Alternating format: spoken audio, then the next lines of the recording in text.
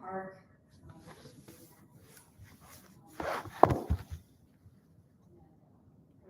Visiting any of the Indiana state parks. And I bought an annual pass to the Indiana state parks. The goal was to visit every single one, even though we have renewed that annual pass every year since then. We still haven't made it to every single one. There's quite a few spread around the state, and lots of wonderful ones. These are just a couple of photographs that we've taken from our visits. So yeah, being out and seeing really beautiful nature, as well as the sand dunes, the waterways, are wonderful. And one other thing that we've learned is that there are lots of other mushrooms out there besides morels. Edible mushrooms, and we certainly do a lot of research, but there's some great ones out there. And so I've got some pictures of some of our new favorites, chicken of the woods, oysters, chanterelles, scarlet elf-caps, and giant puffballs are among some of our new favorites, in addition to so, and also, if you're interested in hiking, in the mushroom hunting, I have a few suggested readings for you, and I think that's included in the program as well. So, so yeah, I'm excited, and we're looking to talk with you, whatever questions you have, but if you're interested in hiking and mushroom hunting, I can talk for a really long time about that. So,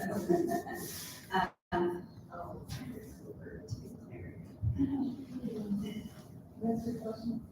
You said there's time. oh, yeah. Yeah. They're great, yeah. I think we've already achieved the mission of the evening. We can find something, a small wonder in the world. I'm going to go ahead and break down those. I'll go ahead and introduce the rest of our panelists. Bob Barr, research scientist at the IUPUI Center for Earth and Environmental Science. Good evening, glad to be here. I have the great pleasure of being a geologist. So, which means I get to wake up every day, look at the world around me, think about how it works, think about how we interact with the physical world, think about what we've done with the physical world, think about how it might improve some places that we've disturbed. And think about the complexity of the state of Indiana, which is a wonderful place to be a geologist.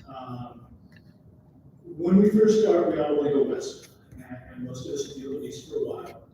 I was actually born in Colorado, and believe it or not, I have stayed here for now 25 years, which is very hard, and every summer it gets harder to come back, but we have a lot of challenges, and we have a lot of wonders in Indiana that are subtle.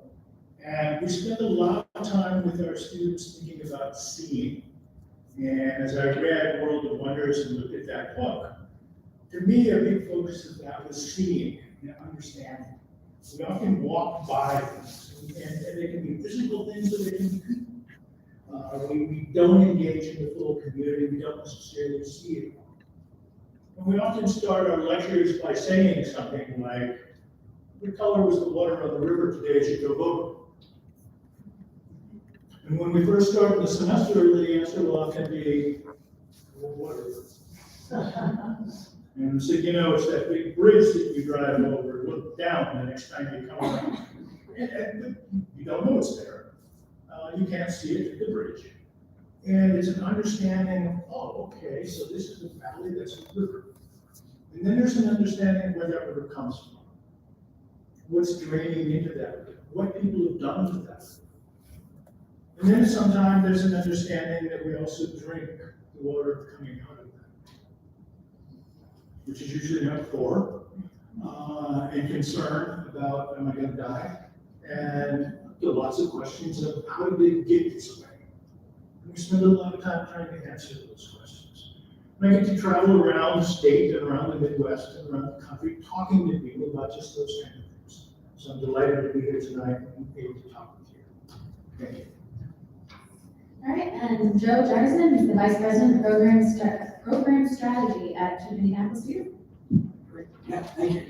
Thank you, Nyla, for having me, and Claire, fellow panelists. It's great. It's very interesting to be here today after the last couple of years to be in front of an audience like this and be all together. So it's a pleasure to be here talking to you about some of these things. So yeah, Joe Jarrison, I work with Keeping an Atmosphere Full. My background is in historic preservation. So I come to KIV more from the perspective of how we work with folks, people. KIV works to create vibrant public places and help people and nature thrive.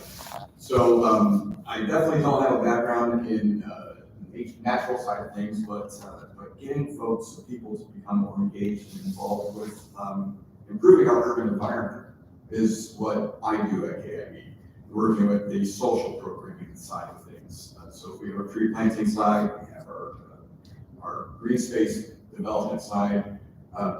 My side of the work focuses with our volunteers, with the neighborhoods, and with our mapping. So we would like to try to follow the lead of our community as much as possible. And a couple of things about the wonders that I can think of in relationship to this conversation here tonight is, first, how much I have learned in the past 10 plus years that I've been at KIV about trees, about the impact, about honeysuckle and pear trees, how we prefer not to have those around. But also the wonderment that,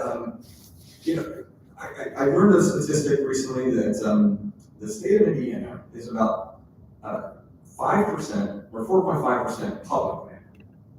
And of that 4% is actually 1% of it is in dots like medians and right of way along interstate. The remaining, what is that remainder? 95% approximately is all privately owned. And of that privately owned, it's among right here, right? So at KIV, we really try to encourage and push the ideas of reconnecting to nature and planting native plants and trees. For me, the wonderment is how little we are still doing in our own backyards. And so one of the things hopefully we can have a chance to talk about here tonight is what you guys can be doing when you leave these doors. And it's spring. Now is not a better time. How can that be a better time to start thinking about this stuff and making some change back home? Thank you. I'll start with you on this first one. The book urges us to start small, to start with what we love as kids and see where that leads us. I found a lot of people in the field have a childhood memory that got them started on the path with environmentalism or conservation. So starting with you, Bob, do you have something in your past that you want to path to what you do now? I have a collection. The question is a good one. It's what in my past has brought me here. And honestly, many things. From a very young age, I was intrigued by everything. I would always ask questions, much to my parents' dismay. They introduced me very quickly to the library and saying, here, go look it up. And so go find the answer yourself. Which at that time frustrated me greatly because I knew they knew the answer. But they wanted me to go find the answer. And I've appreciated that more and more as time went on. Small things, lots of small things. Nancy, do you have anything? Yes. Sounds familiar. Lots of things. I would say, well, one thing is I grew up southern part of Indianapolis and had a creek running through our property, and I spent a lot of time playing beside that creek, looking for crawdads, making mud pies, catching snakes, and all this sort of thing. So yeah, I really love being outside.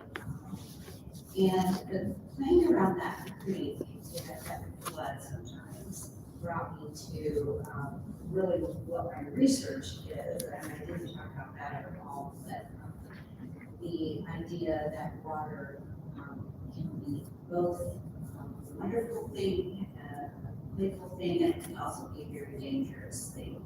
And so when I was in grad school and looking for a project, paper I needed to write, I thought about flooding and learned about the 1913 flood in Indianapolis. And so I ended up doing a paper on that, doing my master's thesis on that, doing my PhD dissertation on flooding, and writing a book about flooding in Indiana specifically. So yeah, it's amazing what you become interested in as a child and go back and really just pass. Joe, your path is maybe a little less direct. Yeah, maybe, yeah. So by the time I graduated from college, my parents would take me on vacations every summer, right? Go explore all the time. So by the time I graduated from college, I had been to all 50 states and so many of the national parks. So just growing up, that really obviously has a tremendous impact on my kid. Went to school, really had this passion for history and wanted to do something with that. So I kind of let grad school applications sort of determine the fate of whether I would go into teaching history or into historic preservation. And it was the preservation schools that accepted me, so that's where I went. But then after doing that, coming out to Indiana, I had lived here, not from here, not far from Ohio, but coming out here, living and working for Indiana Landmarks for 10 years, helped introduce me to people and communities and develop this passion for community engagement. And then an opening came open at KIB, where they were, for the first time, hiring a community engagement coordinator, where the organization was going to spend so much more time and energy really making sure that we were bringing the people along with our project. So that's how I got to KIB, and from there it's just kind of history. Right? So. I think a lot of people have discovered nature in the last 2 years. And then as we start to transition back into more of a normal life, do you guys have any thoughts about how we overcome all of those modern distractions to make sure we retain that sense of discovery or relationship with nature?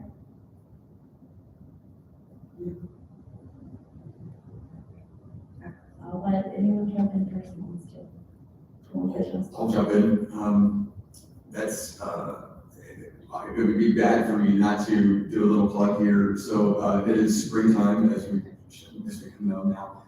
Every weekend in spring and fall, KIB offers volunteer opportunities. So the plug, go to kibi.org and take a look at our volunteer calendar. But every weekend you have the opportunity to plant trees with us, and we'll help walk you through the process of how KIB does it and teach you how to do that. And I can't think of a better way to get introduced to what we are experiencing with nature in our backyards and in our neighborhoods. It's so important that to do that on a regular basis and to bring out your friends and family and help them become more engaged and interested in this as well, and learn about different activities and things that you can do back at your own home. So sorry, this is a moment for plugging that, but I definitely think that would be one way of thinking on this. I can say that I think I'm going to plug hiking, right? And continuing to do that. We had a lot more time to do it, but I think it's really important to recognize how important that is to continue, because it's not only good for your health, it's good for mental health. I have students who are so stressed right now. It just seems like, I don't know, everything, well, there's lots of things going on. We've had the pandemic, we've had the war, and still have the war. There's just, students just seem to be a lot more stressed now than they were 5 years ago. And so we continue to push, Butler has this Be Well kind of program, mental health, physical health. And so it's a continued need, number one, to continue to pay attention to taking care of ourselves. And then the other thing that I would mention is it's fascinating to me how much pollution improved during this pandemic, right? People were not driving as much. Places like Beijing, China, and, that have these horrible pollution problems saw dramatic reductions in that, and the same happened here as well. And can we remember that? How cool that was, that when we stopped driving so much, and all the other things that went along with our regular lives here in the United States or anywhere around the world, really, that's cool, and we have the power to change that. I mean, we can just dial back a little bit and maybe walk, someplace instead of driving, if that's possible. And so, yeah, I think keeping that in mind, this is an important thing to continue.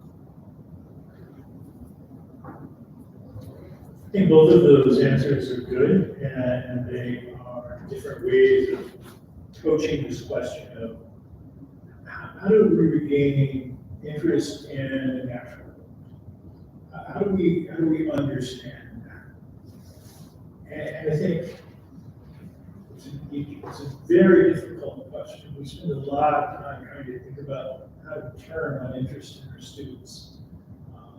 We don't know exactly when it turns off, but we know it does. And, we know it's sometime around middle school for me, and then sometimes it's early in high school. They just start focusing on their immediate tasking. So I think I would go similar, and I would say, find some quiet, think, and just listen. Just start the day like that. Just start the day quietly, and start learning and see what's around you. It's a small beginning, but it can be step. Joe, our relationship with nature, how we experience or interact with nature is heavily influenced by our race, our economic stability, education, access to transportation, mobility. What are some of the ways that we, or maybe what you're doing at KIB, can address those barriers? Well, yeah, no, this is good. Where to start? KIB for the last several years has gone through extraordinary change. And we're still so far away from where we need to be. We've realized, we hired me 10 years ago to be that engagement person, but that was really hardly the first step that we really needed to take. We've become much more aware of the impact that we have on neighborhoods and the importance of making sure that we are following the neighborhood direction. We've had our hands slapped a few times, and it won't be the last. A couple of different examples of this. You go into a neighborhood. Sometimes that neighborhood has come to you with an application for a tree planting. Sometimes it isn't. We have a partnership right now with Citizens Energy Group, which is doing Big Day, and to help with stormwater, right, to separate the combined sewer overflows, so that way we don't have pollution dumping into our waterways. So from an environmental perspective, spot on. Planting 10,000 trees with this partnership with Citizens Energy Group. 10,000 trees only in the public right of way. We cannot go on your private front yard. So it's only in that area that the city owns or is between the sidewalk and the street. So when you think about it, we're going to plant 10,000 trees in those areas. And even though Indianapolis has a rather low tree canopy compared to other cities of our size, making sure we find all the spaces for those trees can be somewhat difficult and challenging. So in some cases, we have had to try to work with as best as we can with the neighborhood to identify that plantable space. And sometimes that has come at the cost of the public involvement. it is very important that we give our neighbors the agency and the ability to have their voice. We were just talking about that night, we just did a planting in her neighborhood. And it's really hard for myself and maybe my colleagues to hear somebody say, no, I don't want a tree because I have to mow around it. Or no, I don't want a tree because the tree roots will damage our stormwater pipes. Even though technically that doesn't happen, the tree roots aren't that powerful. But if there's a hole, the tree will go into it because it's finding the easiest access to water. So they're half right, but the thing is whether the pitcher hits the stone or the stone hits the pitcher, it's bad for the pitcher, right? If the tree root goes into that storm drain, it's still the property owner's responsibility to replace that. And even for me, and I have a stable job, I think, it's expensive to replace that. And when especially you're going in and planting in areas that do not have trees, and they don't have trees because of redlining from the 1930s or earlier in the 20th century, because those were neighborhoods of color, and they don't deserve trees, so we're gonna plant trees where white folks live, because we want those property values to go up. So now we have all these issues in neighborhoods, particularly neighborhoods of color, where you have all the lack of benefits of trees. You have lack of shade when you're walking down the street. You have lack of, you have higher, issues of asthma. You have higher issues of crime because there's a study that green helps reduce crime. You have all these things that have helped push down these neighborhoods and push down those neighborhoods over decades of time.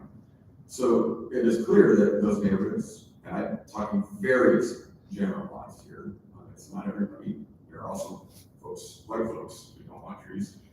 But there's a lot of distrust that is created over the last century or more, plus, well, centuries of the same kind of behavior that has been addressed to folks of color. So to go in and then say, well, you need trees because you need to have better property values, or trees will help you breathe better, or trees will help reduce crime. And I'm coming in there, and you can see what I am. There's not going to be necessarily a whole lot of trust automatically. KIB has the challenge of not just selling the person on a tree, but the challenge of gaining trust. And that trust doesn't come in the amount of time that we have to plant trees necessarily. We have to invest time in our engagement programs over years before an actual tree planting actually happens. And when we have had our hand slaps is when we haven't had or taken the due diligence to spend the time that is needed in those neighborhoods. And so I've gone taking your question probably much deeper, but it's hard to answer that question without it. KIB has looked internally, and 10 years ago when I was hired, we were a staff of all white people. Today, we have a much more diverse staff. It's better. But it's not just the way we look, it's also the way we think, challenging how we approach our projects. And so we've become better, change our policies and processes, and trying as hard as we can, and we're still sometimes failing. But internally we have done that.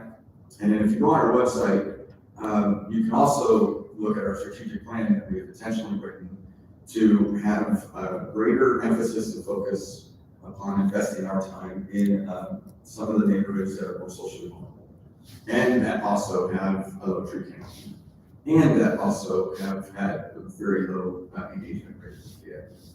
And in those areas where we're trying to focus our time, and then hopefully in a few more years, we'll have enough trust and people who want to be engaged with us, who might actually come to us asking for a tree planting versus us coming to them and say, no, you need some trees.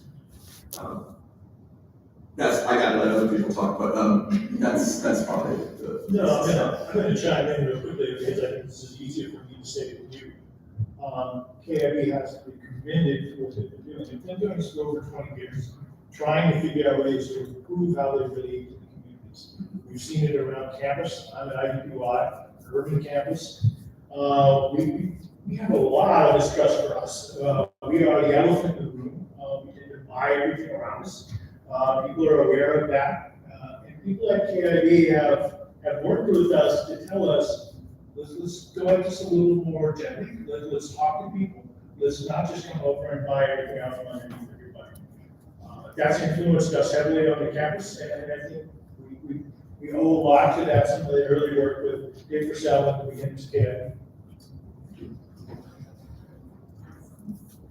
Okay, Nancy, I'm gonna put you on the spot because I was really interested in your experience and research with natural disasters. A lot of people don't pay a lot of attention to the natural world until it impacts them in a significant way, often negative, particularly with water.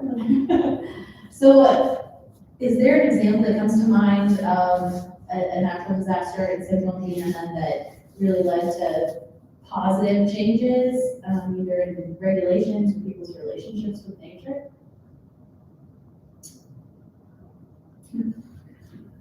Really, put you on the spot there. Yeah. That's positive changes. Well, it depends on how you look at that too. Because my first response, I can't think of it. And so, okay, so let's focus on flooding, which is where I do most of my work. And I talked about the 1913 flood. So certainly, following that major flood, they came in and reinforced the levees. They built the bridges a little differently. They improved emergency preparedness plans and that sort of thing.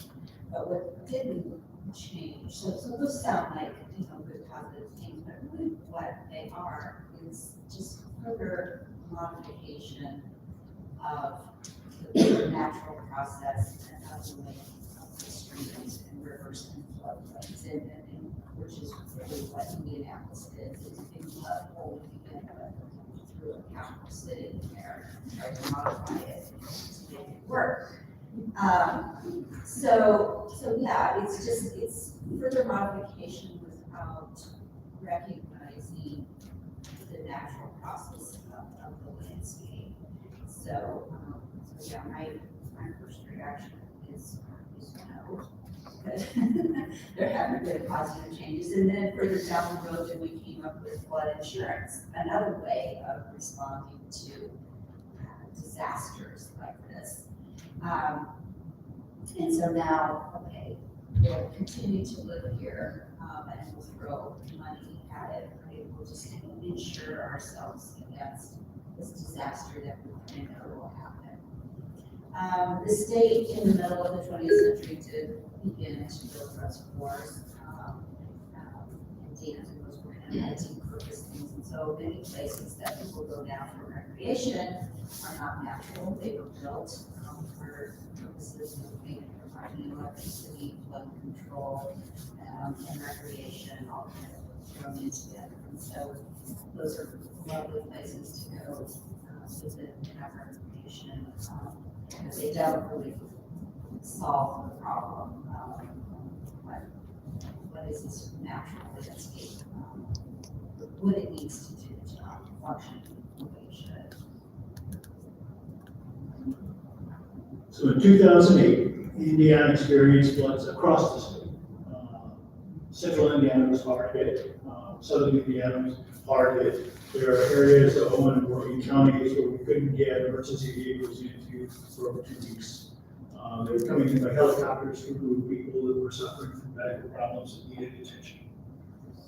What came out of the 2008 floods was a series of documents, initially by the U.S. Geological Survey, saying this is the events that led up to this. This is the precipitation patterns and so on. This is the damage that was experienced. And as people started taking a look at that, they realized that a good percentage of the damage was from erosion hazards. So it wasn't inundation. It was things being removed by erosion, so it wasn't that the bridge was overtopped, it was the bridge was gone. It wasn't that the homes were flooded, they were flooded, they also went down the river as well. So the destruction was complete and fairly total. And most of the damage, upwards of 65% of the damage in the 2008 floods was actually from erosion hazards. And the governor's office said, what can we do about this? And so the state initiated through the Advanced Silver Jackets, which needs a discussion unto itself, but it's a multi-agency group that gets together to try to address problems like this. Said we need some fluvial erosion hazards. We need to have some mapping done to tell us where these hazards are, where these problems exist. So we've done that. We've spent 2011, 2012, and 2013 doing that. Indiana is now the only state in the nation that has erosion corridors for all of the streams and waterways. And you can click on those on the map of the US Geological Survey page. We also implemented a series of other measures to kind of protect people from that hazardous element. So we've come a long way. We've led the country in some that we're closely with Vermont. And after the Front Range floods in Colorado, we worked very closely with them on their new fluvial erosion hazard programs. So we've got a long way to go yet. We don't have a post-flood recovery plan. That's where we're heading next. But we have accomplished a lot. It's been fairly positive. We're still trying to protect the floodplains. We've not got that yet. We're still losing wetlands, so we're losing storage. So we've not got that done. But we're making progress. So, And we're still having. okay, and it's gonna go up. By and large, flood peaks have gone up in Indiana about 35% since 1980. It's supposed to go up about another 35% before 2050. So put those numbers together. I know it's late to do math, but we're talking about doubling the flood hazards by 2050. I'm sorry, you had to have it? I didn't know what a fluvial. I get in trouble for that all the time. I do. So I'm what's called a fluvial geomorphologist. Rolls right off the tongue, doesn't it? Fluvial is simply fluvius, flat stream, water. So I work with rivers and streams. And I apologize for the jargon there. I try to catch myself on that. So could you say what it is that Indiana has that's special? You said we're the only state that has. We're the only state that has erosion hazard corridor maps for every county and every waterway in the state. So what's an erosion corridor? Erosion corridor is a corridor where you can expect a stream to migrate or erode. It's a map of potential danger.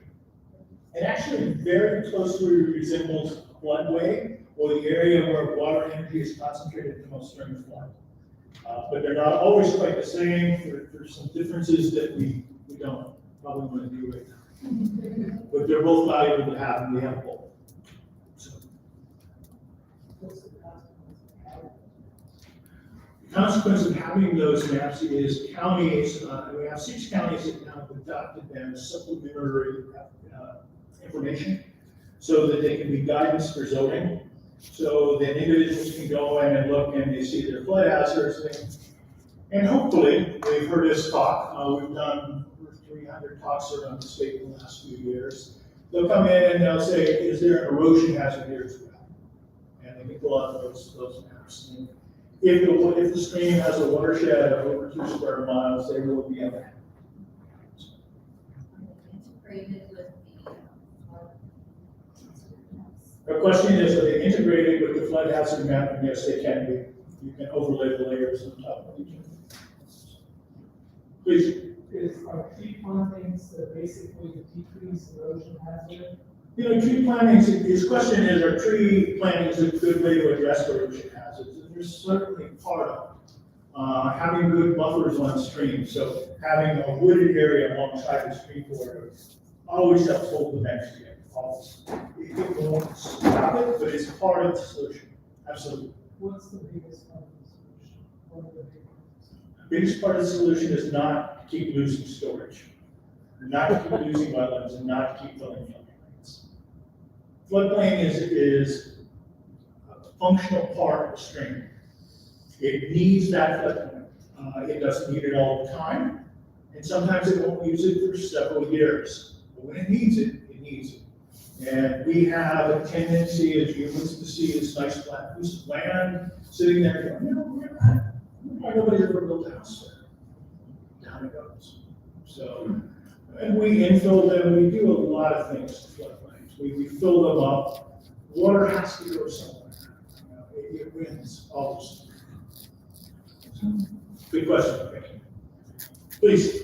So, I went to, I can't remember, I think it was the, Nature Conservancy, maybe came in and did a presentation at one of the, I think it was on IUPUI's campus actually, talking about, the opportunity for like rock gardens and things like that, where you have like plants as well as rocks to kind of help with a lot of the flooding and erosion that you're getting in, just neighborhood areas because, you know, all the natural vegetation has been removed. There's a lot of whatever, concrete sidewalks, driveways, and just grass, which is not sufficient in a lot of areas. So do you have any thoughts on that? Rain gardens are always a valuable component of storage.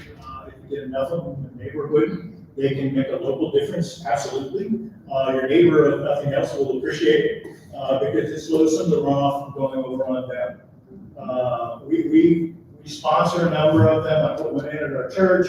I'm a big believer in KIB, does a good job with them. So they're important. The whole set of things, there's not a silver bullet here. So we need to keep as much storage as we can. So whether it's rain barrels, rain gardens, floodplains, wetlands, they're all part of the solution. And they all have to be integrated into the.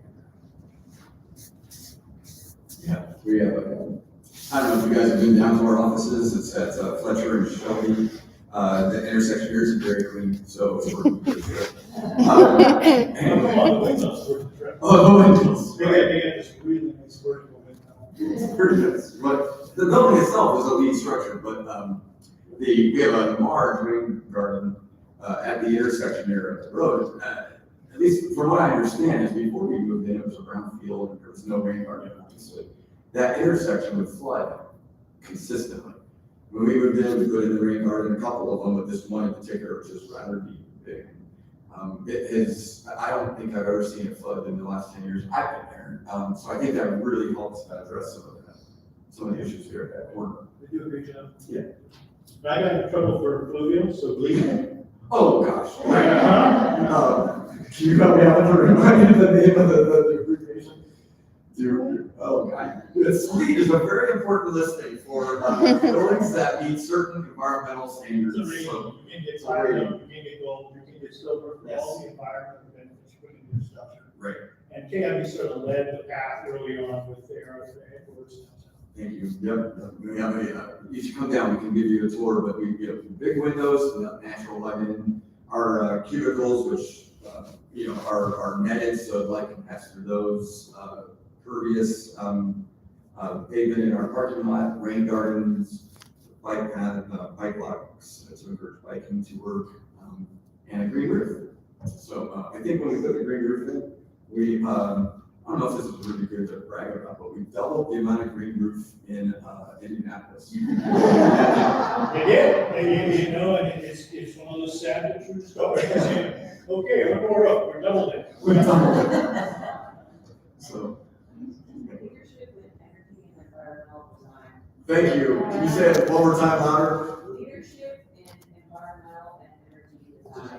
Thank you so much. All right, I'm gonna hear from all three of you. We'll start under Nancy. You have an hour and a half from Indianapolis. You need to refill your cup of natural wonders briefly. Where are you going? And feel free to share in sweet spots. Now that mushrooms are. That's a big secret.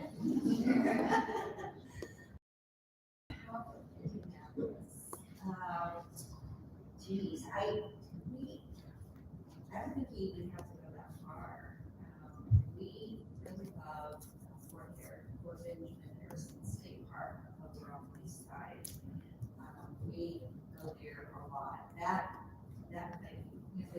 $8 for, state park annual pass.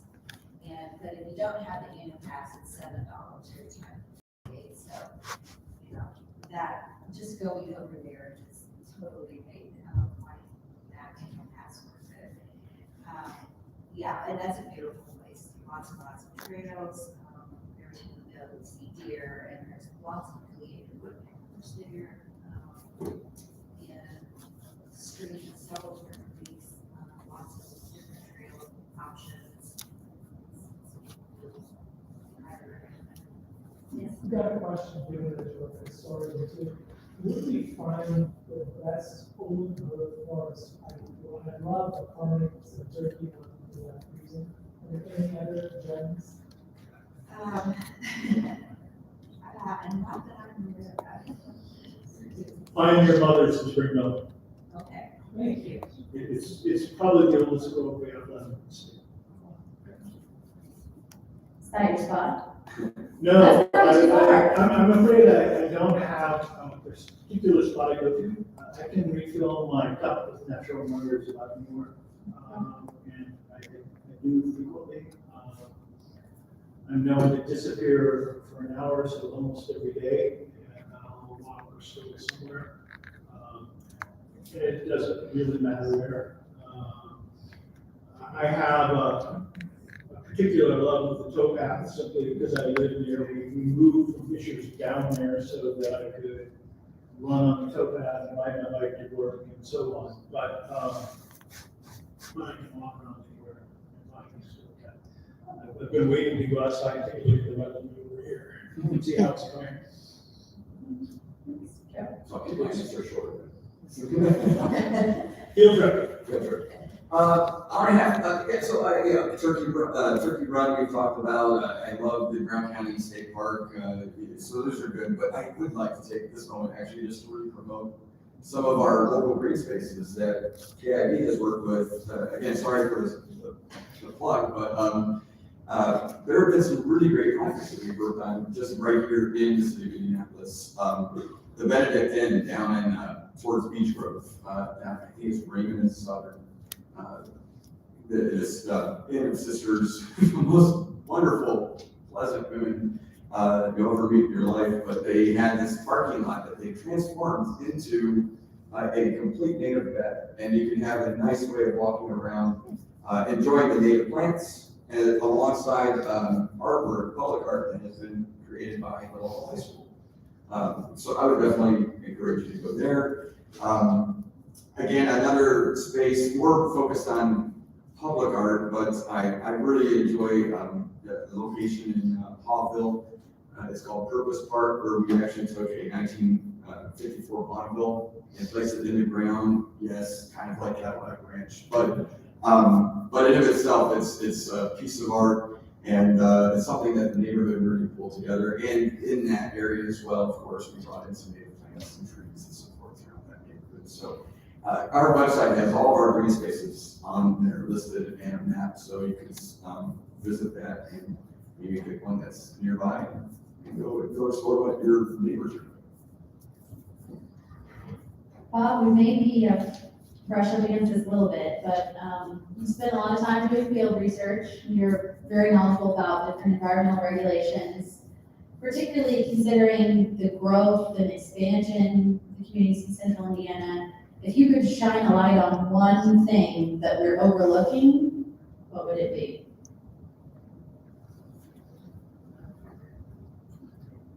I think, if you're curious about one aspect of conservation that we're ignoring or not fully appreciating, I'll say we're almost consciously ignoring the destruction of the few remaining wetlands that we have and the infilling of wetlands. Almost everywhere in central Indiana, you see growth right now. If it wasn't built on before, and if it wasn't a farm field, it was probably too wet to do something with. So in almost every case, we're taking away some aspect of storage. All of that in turns and makes the flood hazard worse. So what should we do?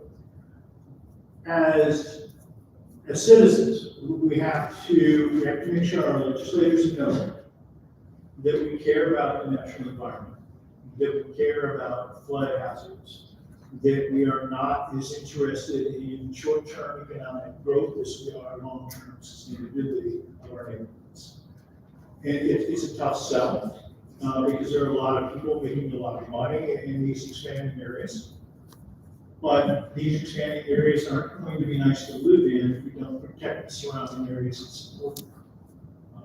It's a sad statement, but it's sort of like looking at a nature preserve right now. Or we could go to Ritchie Woods, which is on the east side of Hamilton County. Ritchie Woods is a state dedicated nature preserve. It was a property that was owned by the Children's Museum, set aside in perpetuity as a natural area. They put a nice box around it on the map. But stormwater inflows increased.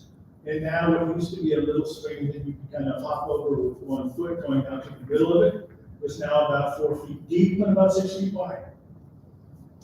And I've been to neighborhoods where that same thing is happening, and they're saying, what can we do? And once we get to that point, there's no easy solution. So, know what's going on, vote, and talk to your legislators. They do this. Do you have anything to add to that? I would just reiterate it. I mean, it just recently, and I can't recall now, it's pretty awful for me, but the legislature was passing a water bill that would do less protection. Also, 389. Yep. And it's constant, and so we can't reach out to our legislators enough.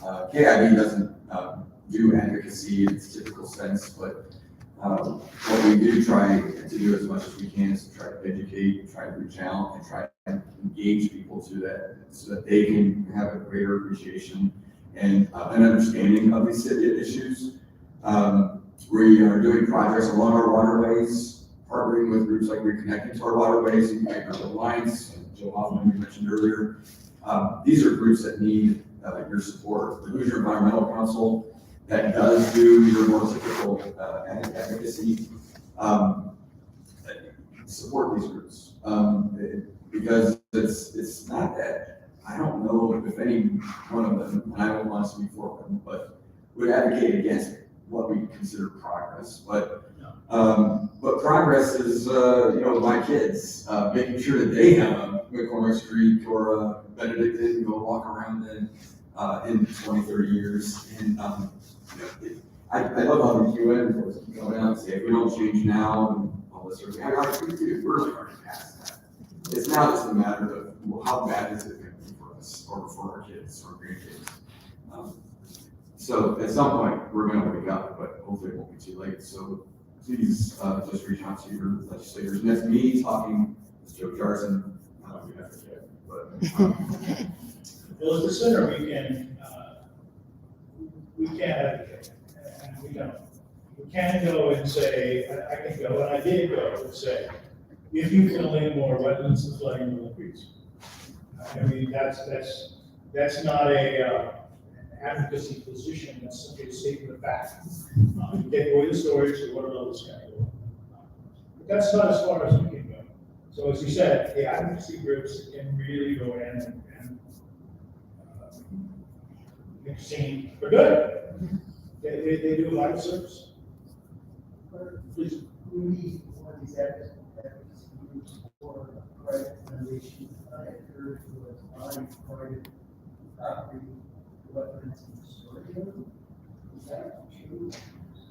So the question is, are there advocacy groups, are there private groups that are buying wetland areas and preserving them? Yes, there are a couple of them that are doing that. It is, TNC, of course, always, Nature Conservancy always buys the best of the pieces that they can find. But then there are local areas, like there's the Acres Land Trust and the Red Trail Land Trust. There's the Central Indiana Land Trust here. So there are different trusts around the state, all trying to do things like that. And they need support.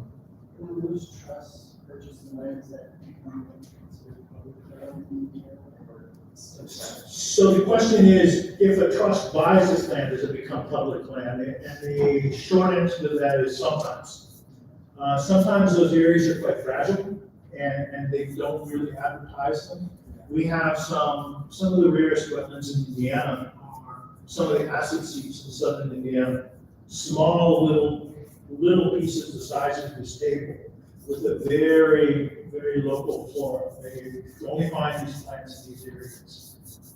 Two people stomping around unintentionally could win in a day. So they don't publicize those. They just, as a rule, said, okay, no, we can't. They didn't necessarily move into the public, because they continue to test 1.5%. But a lot of them are open to the public. Some of them have trails. The Nature Conservancy's got a website you can go to. You can see where the various properties are whether or not they have trails. So I didn't mean to usurp the moderating here. No, yeah, I'd love to open it up to questions from everyone. I want to go back to, that book called Nature's Best Hope. Can we hear okay, or do you know? Oh, I can go back. I read a book called Nature's Best Hope, and it went to what you were saying earlier about so little of land in this whole country that's publicly owned. And as homeowners are the best thing that we can actually, as a community, how we can put local plants in your yard, because that's an increase on a realistic basis. So the book was, United States, and I just wondered, you guys aware of any, in central Indiana, you have 10 square feet, here's what you do. Do you have a map like that, or anywhere or anything? Like a planting plan or some suggestions that you can actually take? Because I don't want to go and research for hours if it's already. Yeah, right, no, get it now, and I don't blame you. So first of all, definitely, there are a variety of different locations that actually sell native plants. We were just talking, I was hoping we could encourage, this is a dream of ours, like trying to get Lowe's and Home Depot and so forth to have their own little native plant section that they can highlight that. They do sell some, but it's really quite limited. And so KIB has its own nursery that we have started to sell native plants at. Help me with it used to be called Impause, but it didn't. Is that they've changed? Yeah, Indiana Native Plant Society is another resource here locally that can help provide some names of local native plants that would be good to plant in your yard. And there are some landscape designers who get it too, and can help provide some suggestions to that. Any others? I think depending on the county you live in, and I'm not assuming everybody here lives in Hamilton County or Marion County, but depending on the county you live in, every county has an SWCD, a Soil and Water Conservation District office. They're usually co-housed with the NRCS, the Natural Resource Conservation Service, formerly the Soil Service. But that collection of people, the SWCD and soil scientists there, can do two things, because not all native plants grow well in everywhere. So you need an idea of your soil, you need an idea of your drainage, and then you can understand what kind of plants to put in. And the SWCDs can usually help you with that better than almost anybody. Yes. There's also a program through the Plant Society, it's Grow Native. If you go to growwindyanatives.org, there's a list of retailers that sell native species and do not sell invasive species, because there are still invasive species that you can buy in landscape trade. There's also a short list of designers that specialize in using native plants as well. And SWCD has a lot of resources and even can provide individualized technical assistance on that as well. Yeah, kind of adding to the I believe they had at least a year or two ago, a little bit of a pot of money that if you wrote a grant application, sometimes you can get some of the landscaping, rock arts, that kind of thing, at least partially funded. So I know if you're like trying to do some landscaping, especially around the school or a common area of the neighborhood, they may have some funds available for that. Yeah, we've got it on pause a little bit this year. But yeah, rain gardens work a lot with homeowners associations. We also have a tool and program where you can check out tools to implement some of this stuff.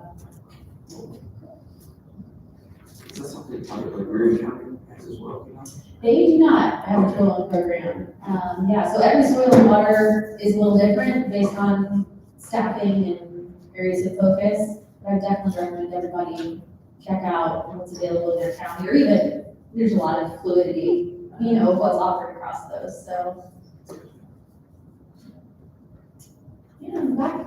Where in the area is like one of the floodplains that you see buildings, or not buildings necessarily, but just homes or businesses building where you would say, let's not do that right here, this is a very important floodplain, is in this area, like Hamilton County, we know of any that are going to the board, and you get approval. I don't know if any that are going up for approval. I'm sorry, I'm probably sitting up here smiling. I'm notoriously bad at playing cards and things like that. But, Hamilton County has some really good examples, and you see the Fishers area, the Carmel area, and things like that, where White River comes through, or William Street goes through, or you know, most of the streams like that. Just take a look, and you'll see things built very close. And when you start looking at the stream, think about the size of the stream relative to its floodplain. Remember, its floodplain is always going to be larger than the active channel you see. Kind of look at that and think about how much floodplain that would actually make.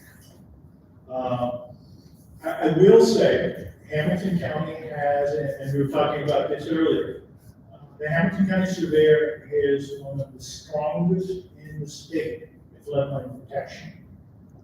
But he can only protect things in the county, not in the municipal areas. So generally, if you want to find trouble, you go to the municipal areas. And the challenge behind that is what? Because the municipal areas you can build in those things, and those people are going to be threatened by the floodplains. But you can't get that sound. So. Might have time for one more. Could you give us a quick theory explanation of your surface geology?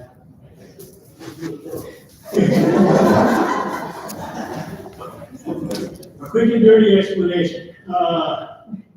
Some of you know me, and I'm just going to have to say, no, I can't do a quick and dirty, but I will do a short one. So what you're looking at here is every color represents a different superficial geology. So think unconsolidated material at the surface. And even that fits in the description. But, you know, the green that you're looking at there is till for the most part. And it's glacial till. Think clay-like material. As you go up and you see the pinks up in the northern part of the state, most of that's sand, wind-blowing sand, pieces like that. So those areas have very different capabilities in terms of what they support in terms of vegetation and different natural communities. The most important thing to take away from there is almost every color on here supports a different ecosystem type.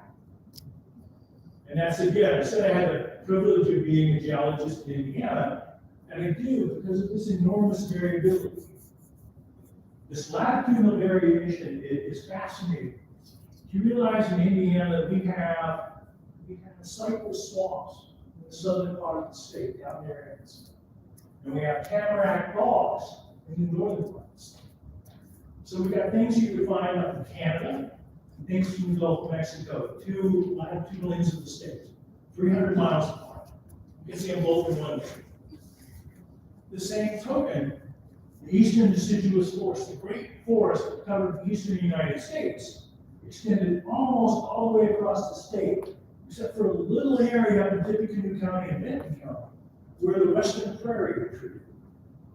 So again, east meets west, north meets south. The whole state is a giant ecotone. It's a fascinating area to drive through. It's as short as I can do. But if we got a couple hours. You guys be a driving guy.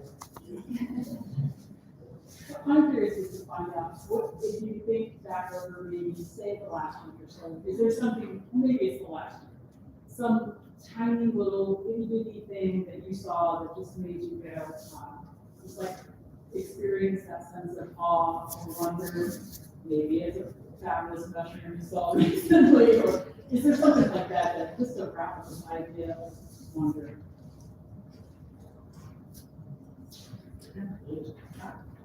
Start. So on my very last slide that I had up there, if y'all remember, with the suggested reading list, there was this log or kind of decayed tree. The top part of it is was just this trunk sitting there on the side of the hiking trail. And it's all jagged and there's moss growing all across the top. And little spring flowers growing beside it. And I had to stop and take a picture of this. It's so cool. It looked like a castle that a fairy would live in, or a community of fairies would live in. So, yeah, I have quite the imagination. Sorry, I'm just gonna pull it up. Oh, I don't understand it. Yeah. So, Oh, there it is. yeah. And the picture doesn't do it justice. For some reason, it cut off the bottom part, but yeah, it's just this partial tree. Sure. So a couple weeks ago, I was on a Route 66 trip out west, and this is the tree planting for that. But anyway, yeah. So I mean, it's not something that is easily replicated here, but I think it can be. We were camping in Joshua Tree National Park. Got up before the sunrise, and got up on top of the Jumbo Rocks and was watching the sunrise over the desert. And in the distance, I heard a great horned owl running beside me, a quail that was also calling out, and then a jackrabbit popped, and then I started following it for 15 minutes before realizing I should probably stop before becoming lost. But anyway, that whole experience and moment for me was just something that really kind of helped give me a whole lot of perspective on things. And you know, just getting out there today and seeing a sunrise or even the sunset or whatnot, and here in Indiana can have its own beauty. So, yeah, that's mine. I had a class down at Cornish Creek State Park, showing them a section of that stream. And I got to see the looks in their faces as they actually looked at it for the first time. It always gives me hope. All right, well, I think it's a great place to leave it, great conversation. And I want to thank the three of you for all of your great responses, and thank all of you for joining us. But I'm going to hand it back over to close things out for the evening. Thank you. Can we have a round of applause for these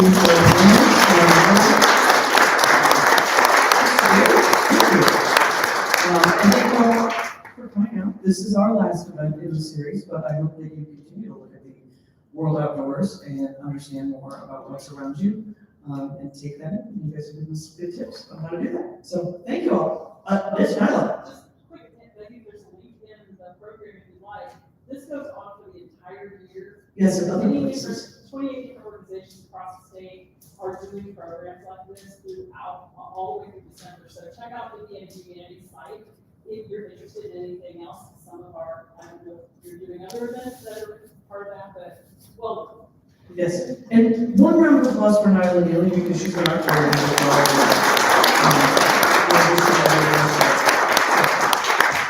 Thank you all. Have a good night. Thanks for your questions. Yeah. Thanks for coming out.